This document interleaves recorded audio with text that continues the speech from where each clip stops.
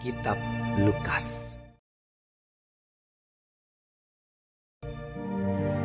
Theophilus yang mulia, banyak orang telah berusaha menyusun suatu berita tentang peristiwa-peristiwa yang telah terjadi di antara kita. Seperti yang disampaikan kepada kita oleh mereka, yang dari semula adalah saksi mata dan pelayan firman.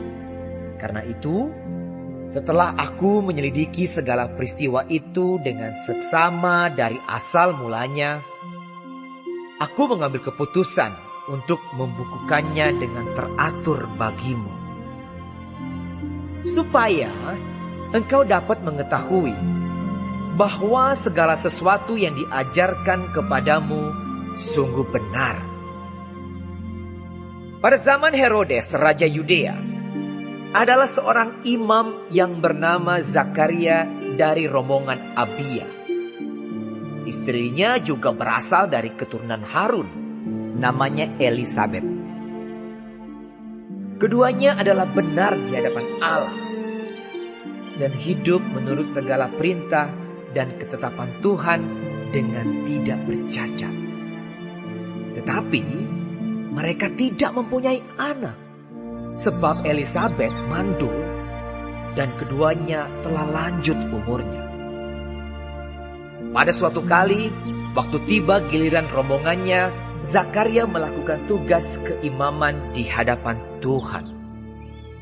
Sebab ketika diundi sebagaimana lazimnya, untuk menentukan imam yang bertugas, dialah yang ditunjuk untuk masuk ke dalam bait suci dan membakar ukupan di situ. Sementara itu seluruh umat berkumpul di luar dan sembahyang. Waktu itu adalah waktu pembakaran ukupan.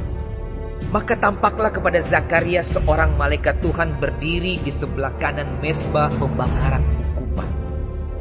Melihat hal itu ia terkejut dan menjadi takut. Tetapi malaikat itu berkata kepadanya, "Jangan takut, hai Zakaria, sebab doamu telah dikabulkan. Dan Elisabet istrimu akan melahirkan seorang anak laki-laki bagimu. Dan haruslah engkau menamai dia Yohanes. Engkau akan bersukacita dan bergembira. Bahkan banyak orang akan bersukacita atas kelahirannya itu. Sebab ia akan besar di hadapan Tuhan. Dan ia tidak akan minum anggur atau minuman keras. Dan ia akan penuh dengan Roh Kudus mulai dari rahim ibunya. Ia akan membuat banyak orang Israel berbalik kepada Tuhan Allah mereka. Dan ia akan berjalan mendahului Tuhan dalam roh dan kuasa Elia, untuk membuat hati bapa-bapa berbalik kepada anak-anaknya, dan hati orang-orang durhaka kepada pikiran orang-orang benar. Dan dengan demikian menyiapkan bagi Tuhan suatu umat yang layak baginya." Lalu kata Zakaria kepada malaikat itu, "Bagaimanakah aku tahu bahwa hal ini akan terjadi? Sebab aku sudah tua dan istriku sudah lanjut umurnya." Jawab malaikat itu kepadanya, "Akulah Gabriel yang melayani Allah, dan aku telah diutus untuk berbicara dengan engkau dan untuk menyampaikan kabar baik ini kepadamu. Sesungguhnya, engkau akan menjadi bisu dan tidak dapat berkata-kata sampai kepada hari di mana semuanya ini terjadi. Karena engkau tidak percaya akan perkataanku yang akan nyata kebenarannya pada waktunya." Sementara itu orang banyak menanti-nantikan Zakaria. Mereka menjadi heran bahwa ia begitu lama berada dalam bait suci. Ketika ia keluar, ia tidak dapat berkata-kata kepada mereka dan mengertilah mereka bahwa ia telah melihat suatu penglihatan di dalam bait suci. Lalu ia memberi isyarat kepada mereka, sebab ia tetap bisu. Ketika selesai jangka waktu tugas jabatannya, ia pulang ke rumah. Beberapa lama kemudian Elisabet istrinya mengandung. Dan selama 5 bulan ia tidak menampakkan diri. Katanya, Inilah suatu perbuatan Tuhan bagiku. Dan sekarang Ia berkenan menghapuskan aibku di depan orang. Dalam bulan yang ke-6, Allah menyuruh malaikat Gabriel pergi ke sebuah kota di Galilea bernama Nazaret, kepada seorang perawan yang bertunangan dengan seorang bernama Yusuf dari keluarga Daud. Nama perawan itu Maria.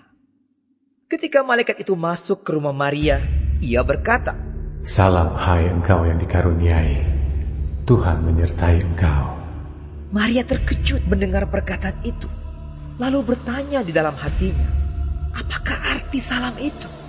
Kata malaikat itu kepadanya, "Jangan takut hai Maria, sebab engkau beroleh kasih karunia di hadapan Allah. Sesungguhnya engkau akan mengandung dan akan melahirkan seorang anak laki-laki, dan hendaklah engkau menamai dia Yesus. Ia akan menjadi besar dan akan disebut anak Allah yang Maha Tinggi, dan Tuhan Allah akan mengaruniakan kepadanya tahta Daud, bapa leluhurnya. Dan ia akan menjadi raja atas kaum keturunan Yakub sampai selama-lamanya, dan kerajaannya tidak akan berkesudahan." Kata Maria kepada malaikat itu, Bagaimana hal itu mungkin terjadi? Karena aku belum bersuami. Jawab malaikat itu kepadanya, "Roh Kudus akan turun atasmu, dan kuasa Allah yang Maha Tinggi akan menaungi engkau. Sebab itu anak yang akan kau lahirkan itu akan disebut kudus, anak Allah. Dan sesungguhnya Elisabet sanakmu itu, ia pun sedang mengandung seorang anak laki-laki pada hari tuanya. Dan inilah bulan yang ke-6 bagi dia yang disebut mandul itu. Sebab bagi Allah tidak ada yang mustahil." kata Maria, Sesungguhnya aku ini adalah hamba Tuhan. Jadilah padaku menurut perkataanmu itu. lalu malaikat itu meninggalkan dia. Beberapa waktu kemudian berangkatlah Maria dan langsung berjalan ke pegunungan menuju sebuah kota di Yehuda. Di situ ia masuk ke rumah Zakaria dan memberi salam kepada Elisabet. Dan ketika Elisabet mendengar salam Maria, melonjaklah anak yang di dalam rahimnya, dan Elisabet pun penuh dengan Roh Kudus. Lalu berseru dengan suara nyaring, Diberkatilah engkau di antara semua perempuan, dan diberkatilah buah rahimmu. Siapakah aku ini sampai ibu Tuhanku datang mengunjungi aku? Sebab sesungguhnya ketika salammu sampai kepada telingaku, anak yang di dalam rahimku melonjak kegirangan. Dan berbahagialah ia yang telah percaya, sebab apa yang dikatakan kepadanya dari Tuhan akan terlaksana.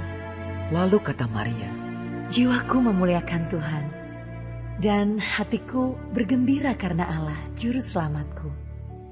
Sebab ia telah memperhatikan kerendahan hambanya. Sesungguhnya mulai dari sekarang, segala keturunan akan menyebut aku berbahagia. Karena Yang Maha Kuasa telah melakukan perbuatan-perbuatan besar kepadaku, dan namanya adalah kudus. Dan rahmatnya turun-temurun atas orang yang takut akan dia. Ia memperlihatkan kuasanya dengan perbuatan tangannya, dan mencerai-beraikan orang-orang yang congkak hatinya. Ia menurunkan orang-orang yang berkuasa dari tahtanya, dan meninggikan orang-orang yang rendah.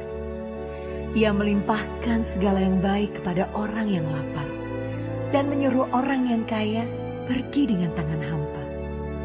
Ia menolong Israel hambanya, karena ia mengingat rahmatnya, seperti yang dijanjikannya kepada nenek moyang kita, kepada Abraham dan keturunannya untuk selama-lamanya.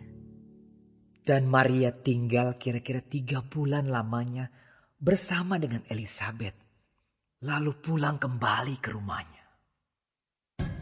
Kemudian genaplah bulannya bagi Elisabet untuk bersalin, dan ia pun melahirkan seorang anak laki-laki. Ketika tetangga-tetangganya serta sanak saudaranya mendengar bahwa Tuhan telah menunjukkan rahmat-Nya yang begitu besar kepadanya, bersukacitalah mereka bersama-sama dengan dia. Maka datanglah mereka pada hari yang ke-8 untuk menyunatkan anak itu, dan mereka hendak menamai dia Zakaria menurut nama bapaknya. Tetapi ibunya berkata, "Jangan, ia harus dinamai Yohanes." Kata mereka kepadanya, "Tidak ada di antara sanak saudaramu yang bernama demikian." Lalu mereka memberi isyarat kepada bapaknya untuk bertanya nama apa yang hendak diberikannya kepada anaknya itu. Ia meminta batu tulis, lalu menuliskan kata-kata ini. Namanya adalah Yohanes. Dan mereka pun heran semuanya. Dan seketika itu juga terbukalah mulutnya dan terlepaslah lidahnya. Lalu ia berkata-kata dan memuji Allah. Maka ketakutanlah semua orang yang tinggal di sekitarnya. Dan segala peristiwa itu menjadi buah tutur di seluruh pegunungan Yudea. Dan semua orang yang mendengarnya merenungkannya dan berkata, "Menjadi apakah anak ini nanti?" Sebab tangan Tuhan menyertai dia. Dan Zakaria ayahnya penuh dengan Roh Kudus lalu bernubuat. Katanya, "Terpujilah Tuhan Allah Israel, sebab ia melawat umatnya dan membawa kelepasan baginya. Ia menumbuhkan sebuah tanduk keselamatan bagi kita di dalam keturunan Daud, hambanya itu. Seperti yang telah difirmankannya sejak purbakala oleh mulut nabi-nabinya yang kudus. Untuk melepaskan kita dari musuh-musuh kita. Dan dari tangan semua orang yang membenci kita. Untuk menunjukkan rahmat-Nya kepada nenek moyang kita. Dan mengingat akan perjanjiannya yang kudus. Yaitu sumpah yang diucapkannya kepada Abraham, bapa leluhur kita. Bahwa ia mengaruniai kita. Supaya kita terlepas dari tangan musuh. Dapat beribadah kepadanya tanpa takut. Dalam kekudusan dan kebenaran di hadapannya seumur hidup kita. Dan engkau, hai anakku, akan disebut Nabi Allah yang Maha Tinggi. Karena engkau akan berjalan mendahului Tuhan untuk mempersiapkan jalan baginya. Untuk memberikan kepada umatnya pengertian akan keselamatan yang berdasarkan pengampunan dosa-dosa mereka. Oleh rahmat dan belas kasihan dari Allah kita. Dengan mana ia akan melawat kita. Surya pagi dari tempat yang tinggi. Untuk menyinari mereka yang diam dalam kegelapan. Dan dalam naungan maut. Untuk mengarahkan kaki kita kepada jalan damai sejahtera.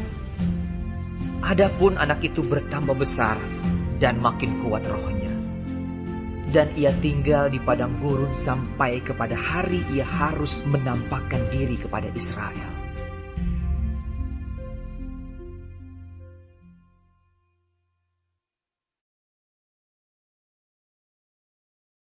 Pada waktu itu Kaisar Agustus mengeluarkan suatu perintah. Menyuruh mendaftarkan semua orang di seluruh dunia. Inilah pendaftaran yang pertama kali diadakan sewaktu Kirenius menjadi wali negeri di Syria. Maka pergilah semua orang mendaftarkan diri masing-masing di kotanya sendiri.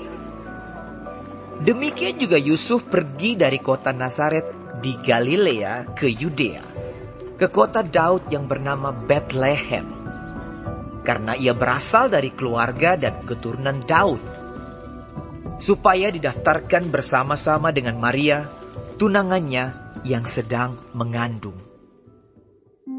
Ketika mereka di situ, tibalah waktunya bagi Maria untuk bersalin. Dan ia melahirkan seorang anak laki-laki, anaknya yang sulung. Lalu dibungkusnya dengan lampin dan dibaringkannya di dalam palungan. karena tidak ada tempat bagi mereka di rumah penginapan. Di daerah itu ada gembala-gembala yang tinggal di padang menjaga kawanan ternak mereka pada waktu malam. Tiba-tiba berdirilah seorang malaikat Tuhan di dekat mereka, dan kemuliaan Tuhan bersinar meliputi mereka dan mereka sangat ketakutan. Lalu kata malaikat itu kepada mereka, "Jangan takut, sebab sesungguhnya aku memberitakan kepadamu kesukaan besar untuk seluruh bangsa. Hari ini telah lahir bagimu juru selamat, yaitu Kristus, Tuhan, di kota Daud. Dan inilah tandanya bagimu. Kamu akan menjumpai seorang bayi dibungkus dengan lampin dan terbaring di dalam palungan." Dan tiba-tiba tampaklah bersama-sama dengan malaikat itu sejumlah besar bala tentara sorga yang memuji Allah. Katanya, "Kemuliaan bagi Allah di tempat tinggi, dan damai sejahtera di bumi, di antara manusia yang berkenan kepadanya." Setelah malaikat-malaikat itu meninggalkan mereka dan kembali ke sorga, gembala-gembala itu berkata seorang kepada yang lain, "Marilah kita pergi ke Betlehem untuk melihat apa yang terjadi di sana, seperti yang diberitahukan Tuhan kepada kita." Lalu mereka cepat-cepat berangkat dan menjumpai Maria dan Yusuf dan bayi itu yang sedang berbaring di dalam palungan. Dan ketika mereka melihatnya, mereka memberitahukan apa yang telah dikatakan kepada mereka tentang anak itu. Dan semua orang yang mendengarnya heran tentang apa yang dikatakan gembala-gembala itu kepada mereka. Tetapi Maria menyimpan segala perkara itu di dalam hatinya dan merenungkannya. Maka kembalilah gembala-gembala itu sambil memuji dan memuliakan Allah, karena segala sesuatu yang mereka dengar dan mereka lihat semuanya sesuai dengan apa yang telah dikatakan kepada mereka. Dan ketika genap 8 hari dan ia harus disunatkan, ia diberi nama Yesus, yaitu nama yang disebut oleh malaikat sebelum ia dikandung ibunya. Dan ketika genap waktu pentahiran, menurut hukum Taurat Musa, mereka membawa dia ke Yerusalem untuk menyerahkannya kepada Tuhan. Seperti ada tertulis dalam hukum Tuhan, semua anak laki-laki sulung harus dikuduskan bagi Allah. Dan untuk mempersembahkan korban menurut apa yang difirmankan dalam hukum Tuhan, yaitu sepasang burung tekukur atau 2 ekor anak burung merpati. Adalah di Yerusalem seorang bernama Simeon. Ia seorang yang benar dan saleh yang menantikan penghiburan bagi Israel. Roh Kudus ada di atasnya, dan kepadanya telah dinyatakan oleh Roh Kudus bahwa ia tidak akan mati sebelum ia melihat Mesias, yaitu Dia yang diurapi Tuhan. Ia datang ke bait Allah oleh Roh Kudus.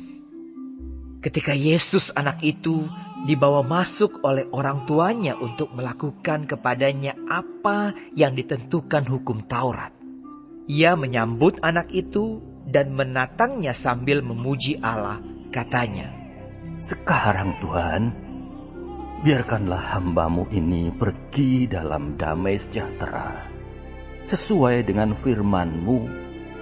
Sebab mataku telah melihat keselamatan yang daripada-Mu, yang telah Engkau sediakan di hadapan segala bangsa, yaitu terang yang menjadi penyataan bagi bangsa-bangsa lain, dan menjadi kemuliaan bagi umat-Mu Israel." Dan bapa serta ibunya amat heran akan segala apa yang dikatakan tentang dia. Lalu Simeon memberkati mereka dan berkata kepada Maria, ibu anak itu, "Sesungguhnya anak ini ditentukan untuk menjatuhkan atau membangkitkan banyak orang di Israel, dan untuk menjadi suatu tanda yang menimbulkan perbantahan dan suatu pedang akan menembus jiwamu sendiri, supaya menjadi nyata pikiran hati banyak orang. Lagi pula di situ ada Hana, seorang nabi perempuan, anak Fanuel dari suku Asher. Ia sudah sangat lanjut umurnya. Sesudah kawin ia hidup 7 tahun lamanya bersama suaminya. Dan sekarang ia janda dan berumur 84 tahun. Ia tidak pernah meninggalkan bait Allah dan siang malam beribadah dengan berpuasa dan berdoa. Dan pada ketika itu juga datanglah ia ke situ dan mengucap syukur kepada Allah dan berbicara tentang anak itu kepada semua orang yang menantikan kelepasan untuk Yerusalem. Dan setelah selesai semua yang harus dilakukan menurut hukum Tuhan, kembalilah mereka ke kota kediamannya, yaitu kota Nazaret di Galilea. Anak itu bertambah besar dan menjadi kuat, penuh hikmat, dan kasih karunia Allah ada padanya. Tiap-tiap tahun orang tua Yesus pergi ke Yerusalem pada hari raya Paskah.